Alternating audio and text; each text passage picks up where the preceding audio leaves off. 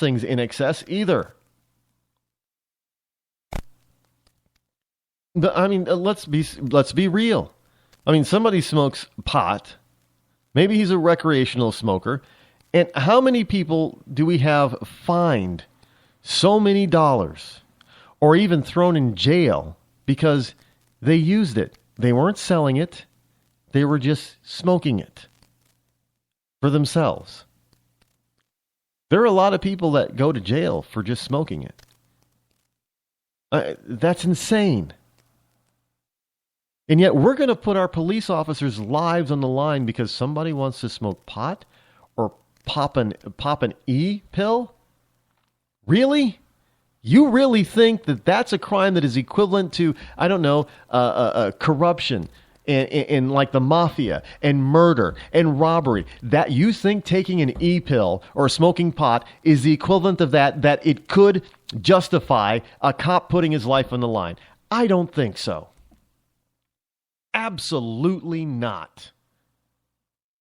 Cops' lives are, yes, they matter, and they are far too precious to be put in harm's way for that.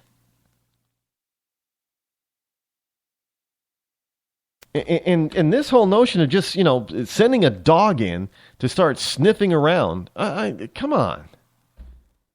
That is violating that person's constitutional rights. Because, government they are seizing your vehicle without cause if there is no other reason for you to be there. Oh, no, you're going to have to sit there and wait for the dog to get here. No, they just seized your vehicle for no reason. And that's what the Supreme Court just said.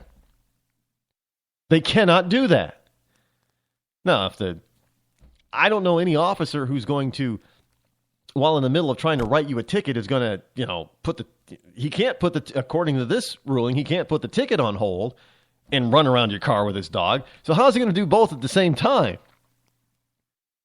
Well, if in the course of the traffic... No, it's not in the course of the traffic. Look, you got pulled over for speeding, or maybe you crossed the yellow line, or maybe you made the, change the lane without signaling.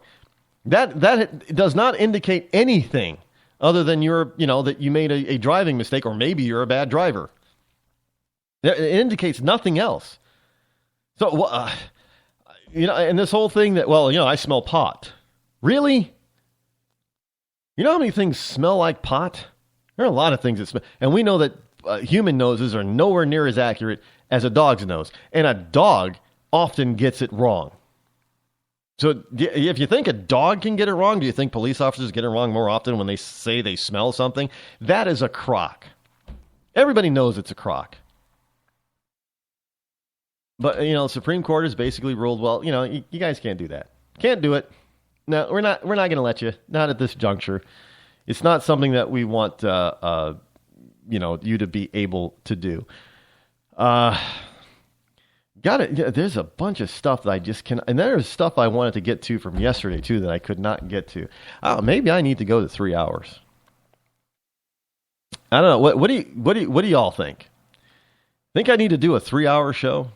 It's a lot of work, though, folks. It's a lot of work. It's a lot of work to put on 2 hours, but you add an extra hour. I tried it. I did do it for a short period of time. It is a lot of work. I could do it. And maybe someday I will do it again, but at this juncture, but even if I did 3 hours, I would still do enough research to fill 5. I mean, because this is why you have to go to to rodeccles.net, because I'm starting to cover stuff on the website that I cannot get to or did not get to here on the show. I mean, so go to the web. It is fully updated by the next day. So yeah, hey, look, I'm a one-man operation. You got to give me some time here, okay? I know people are saying, well, Rush gets it done within an hour after the show. Well, Rush also has a small army of people working for him. I don't. Sean Hannity, he gets it done too. Well, Sean Hannity works for Fox. Again, a small army of people doing it for him. I don't think Michael Savage has a small army of people, and it takes him a while to update his site. I don't go there very often, but when I do, I notice it takes a while for things to update from his show. because I think he does a lot of it himself. Well, I mean, he's not by himself, but he does a lot of the stuff himself. So it takes him a little bit longer. Levin, and obviously Glenn Beck, they have small armies of people doing all that stuff for them. Sometimes right there while they're on the air. I don't have those people yet, but you keep listening, keep supporting. I'll get there for you. I will get there, and I'll always be the same. You can trust that. But we got here a political story. Who is this? I'm trying to having an issue here. Here we go. Politico. Not pulling up, but there is a rapper who wants to run for president. And when I say rapper, I mean, a regular, what are they? Rapper, hip hop. Waka Flocka Flame is his name. Rapper Waka Flocka Flame is running for president. And this is actually on the Politico. So it's true, right? The rapper Waka Flocka Flame, no, you spell Waka like W-A-K-A, Flocka like F-L-O-C-K-A, Flame, F-L-A-M-E, announced that he's running for president. In a campaign announcement video for Rolling Stone that was released yesterday, Flame marked April 20th, a day notorious for being associated with marijuana smoking. He unveiled his 2016 campaign. I'm very pleased to announce today on 4/20, the best day of the year, I'll be running for president, Flame said. He stated first action as president should come as no surprise to legalize marijuana. Now, I don't know how he's going to be able to do it unless he issues an executive order like Obama does. But I don't think that's going to fly either. No, I don't think that's going to really make it. But yeah, Waka. So if you like the idea of President Flame, then I guess you should probably go ahead and vote for or support Waka Flocka. Support. Oh, look, these look, they're out there, folks. These people are out there. They are actually it can be scary to even think about, but they're out there. This Newsmax story, and this is another serious thing here, folks. Obama's climate plan seen making coal plants less efficient. The Obama administration's plan to cut carbon emissions may force many coal plants to run only when energy demand peaks, making them less cost-effective and less efficient, the group that oversees the U.S. electric system said. Well, let's just forget coal plants and start putting solar panels in everybody's roof so that from the story from yesterday about the solar company, Solar City, forcing people, because the panels cost so damn much, to go into 20-year lease and then putting a lien on your house because you have a lease of things on your roof. So why don't we do that instead? I think that would be cheaper and more cost effective and more efficient than ruining businesses like this. Well, you're still going to be putting people out of business if there's no demand for centralized power. Well, those people that run those power plants would lose their jobs. But Obama doesn't care about that anyway. So we might as well, instead of putting all these stupid rules and regulations in place like this, that is just going to choke off our energy creation supply. Why don't we start, doing it this way? Why don't we just start paying people? Look, instead of giving all these companies, instead of giving oil companies, instead of giving these alternate energy companies like solar companies and wind companies, all of this tax money, why don't we just give the tax money to people to put these things on their roofs for at least half cost, maybe for free? Put it on your roof, everybody.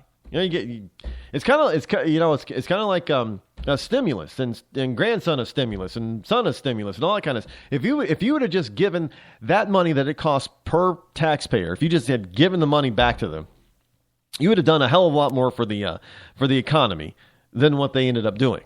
So again, why don't we just give the money to the homeowner to put these stupid things on their roof? And don't misconstrue what I'm saying. I do believe in the power of and the ability of solar panels. They're not the end all be all answer to our energy production needs, but they're a good supplement. They can be, especially when they're individualized to each particular property instead of some centralized plant somewhere. But they'd be very good to reduce power consumption from the grid if everybody had one. And one of the things is reducing the need for centralized power. Great, put these things on everybody's roof. Hey, that is going to employ a lot of people in the solar panel, building industry, and with all these people, eventually they're going to need maintenance and repair, and that's going to create a lot more businesses with a lot more employees for doing solar maintenance and repair. So why not? Create a whole new. You want to create an industry? Start putting these things on people's roofs, or in their yard if they want them in their yard. Make them more affordable. That's plain and simple. Just give it to them. Why not? You're giving out our tax money anyway. Why don't you just make it reasonable and just give that to us? But the North American Electric Reliability Corp, a nonprofit that assures adequate voltage and power reserves, in an assessment Tuesday asked the Environmental Protection Agency to delay the 2020 deadline to start implementing the Clean Power Plan, saying pipelines, transmission lines, and plants are needed to prevent the cuts from disrupting electric service. Oh, if we have rolling brownouts, that's okay. If we have blackouts, that's okay. But damn it, if we have coal plants operating to fill in the need and the gap that we have, that's not a good thing. We're not allowed to have that. I mean, really, you don't want to ever have a coal plant running. I tell you, these people, they will do anything to try to control your life. And what better way to do it than to have rolling brownouts? Then they can start dictating, like out in California with water, how much electricity you use. Don't doubt me, folks. It's coming. Don't doubt me. See you tomorrow.